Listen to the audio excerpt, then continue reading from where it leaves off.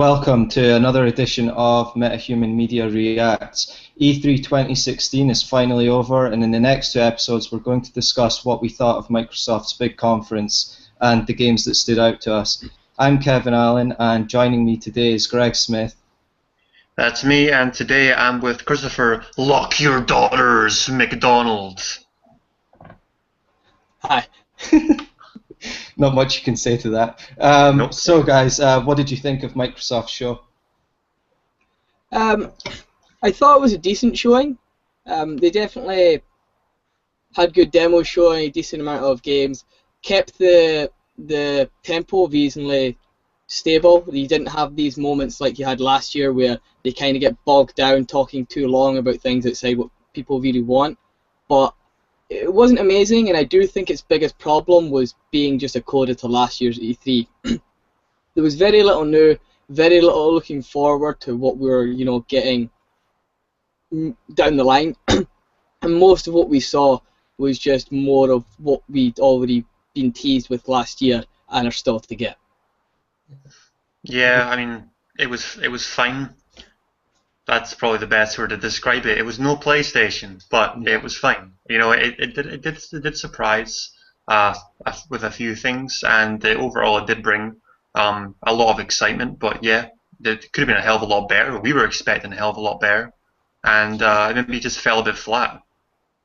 Yeah, I mean, I thought the conference was good, but it was kind of representative of the generation as a whole, where Microsoft does well, did a solid job, but Sony's just always a step ahead, and later on in the show we saw that.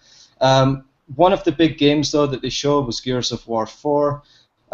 As we expected and we discussed on our previous episode, it was a return to the roots of the franchise. There was some cool environmental stuff going on. We saw the team fighting in sort of like a storm, which definitely looked cool, but on the whole, though, it does just seem like more Gears.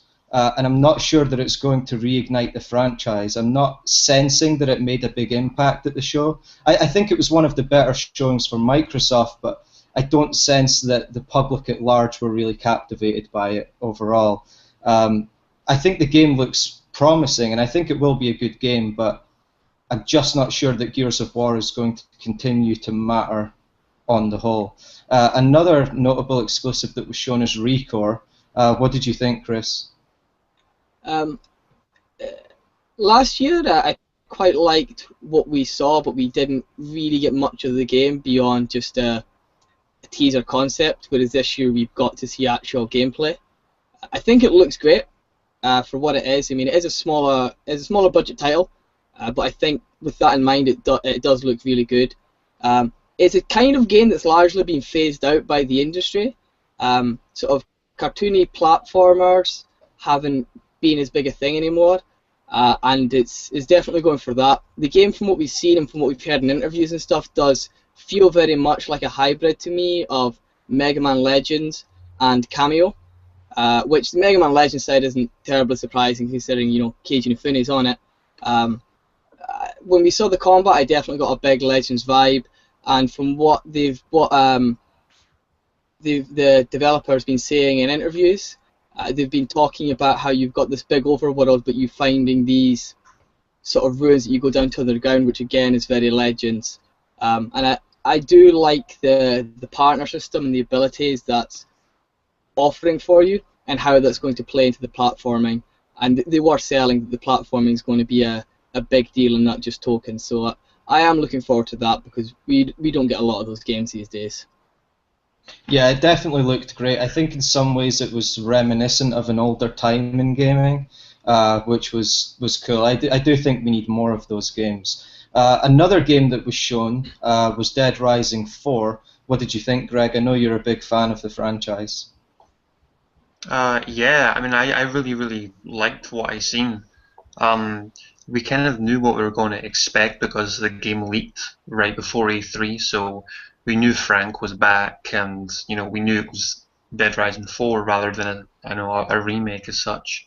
But I don't know. I liked what I seen, but to be honest, I'm not as excited for it now that I've seen like the gameplay video and stuff. before when it was first announced. It just looks Dead Rising's always been a game that's been pretty silly, and that's been fine. But this game just looks like it's taking the silliness to a whole new level, um, which I'm not too sure if I'm on board with. It just looks way too ridiculous for the type of game that it was in 1, 2, and I've not really played much of 3, but they all featured a bit of silliness. But this one just really does take it way overboard, and it's I don't know. It's no longer, to me, the zombies don't really feel like a threat. I've been playing the first game recently, and it's a lot harder than I actually remember it was back then. The zombies aren't just like something that you just quickly walk by or whatever. Like if they get a hold of you, they can do some real damage. And from this game, it just looks like it's an absolute cakewalk. There's more ridiculous weapons. There seems to be a lot more vehicles involved. Frank just looks a bit over the top. He's meant to be 16 years older, yet he looks, he looks way too old, and a lot older than he was in the first game anyway. And there's a different voice actor, which I'm not sure the decision for that was, because I'm sure the original was in the original Dead Rising 2 off the record, and the sections of that game that were announced as well. But overall, I like the fact that it's a Christmas setting. I think that's quite cool. The fact that it returns to Wilmette, I think is really nice as well. You are going to be outside in the streets of Wilmette, and you're also going to be in the mall, which will be interesting, seeing them recreate that mall with today's graphics and engines.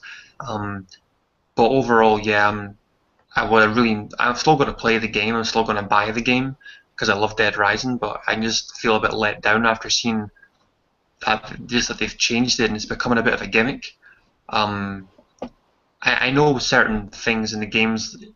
There's always been a fun factor to it, but I do think they're going a bit overboard with it. But they could prove me wrong. I could end up loving the game, but early impressions, I don't know. I think I need to see a bit more and play it myself to just get the feel of the game and just see what it's like. One thing that I've noticed in this demo, and it might just be because it's a demo, but it does look like they're returning to time-based events like the first game was. Like you've only got so much time to do certain things. I know a lot of people hated that. So if that's going to be a main factor in the game, again, that's something that might bring it down, and a lot of people are just going to dislike about it. But I'll hold off my overall judgment until I play the game myself and see. But right now, its excitement factor is maybe about 5 out of 10 after seeing that. Yeah, I definitely agree with you on the Christmas setting. It sort of had a Shane Black vibe to me, which I thought was pretty cool. Yeah. I do know what you mean, that Dead Rising's a franchise that it does feel like it increasingly becomes a parody of itself almost. Dead Rising 3, on the other hand, went too far in the other direction from things I saw. It had silliness, but at the same time it didn't quite have the identity of the franchise. It'll definitely be something that's interesting to see going forward.